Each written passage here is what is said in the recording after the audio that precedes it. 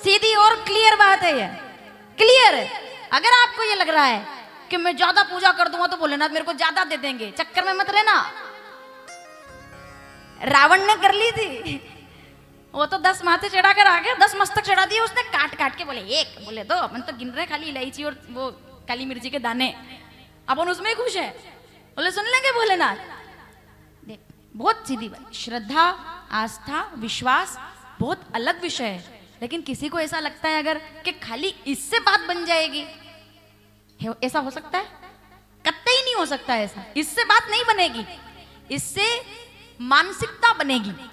हम भोलेनाथ से जुड़ रहे हैं, पर ये कभी मत कहना कि ऐसा करने से हमें फल मिल रहा है, क्योंकि इसके कारण आप अपने ईश्वर पर कहीं ना कहीं उनको सवालों में ला रहे हो कि मतलब अगर किसी व्यक्ति के पास काली मिर्ची खरीदने के पैसे नहीं है तो क्या भोलेनाथ उसके नहीं है?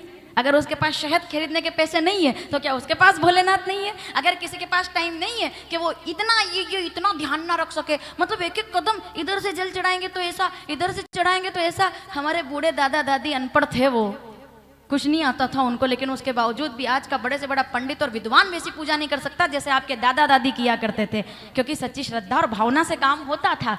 उनको नहीं पड़ती थी जरूरत, हमारी भी नहीं पड़ती थी जरूरत। आप लोगों के दादा परदादा आप याद कीजिए वो समय, किसको सुनने गए, वो कहां से आए? ये आज से थोड़ी, ये तो आपके दादा परदादा करके चले गए, हमने छोड़ दिया इसको बीच में। लेकिन मेरा बहुत सीधा निवेदन है आपसे कि 1 लोटा जल हर समस्या का हल, लेकिन कब? जब मन में ना भरा हो छल, तब मिलेगा फल। अगर मन में भरा है छल कि सासू माँ उधर पानी के लिए तरस रही है और मैं सोमवार पर सोमवार जल चढ़ा रहा हूँ, उधर नंदी को पीने को पानी नहीं दिया कभी, पर मैं खूब नहला रहा हूँ, नहीं मतलब सीधी बात है ना, मन अच्छा होना चाहिए।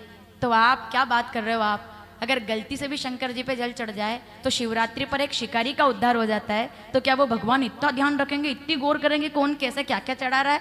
नहीं, वो तो केवल ये देखते हैं कि तू आ रहा है, तेरा आना जरूरी है, चढ़ाना देना अर्पित करना ये तो बहुत बात की बात है, सबसे पहले तेरा मन अच्छा होना चाहिए। अगर मन अच्छा नहीं है ना तो रावण की तरह जल तो क्या, तू शीश भी चढ़ा दे तो भी राम के सामने तेरी विजय होने वाली नहीं है। तब भी मैं राम के पक्ष में हूं, ये बहुत बारीक बात है, तब भी मैं राम के पक्ष में हूं, क्योंकि क्या किया?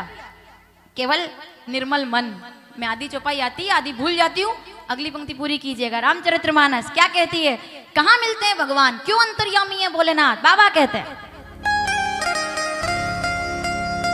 हरि व्यापक, आधी आधी आती है मुझे, आधी भूलती जा रही हूं मैं, याद करो जरा। सर्वत्र समान, ना किसी से कम ना किसी से ज्यादा, एक समान हो आप उनके लिए। सब ईश्वर एक रूपता का नाम है।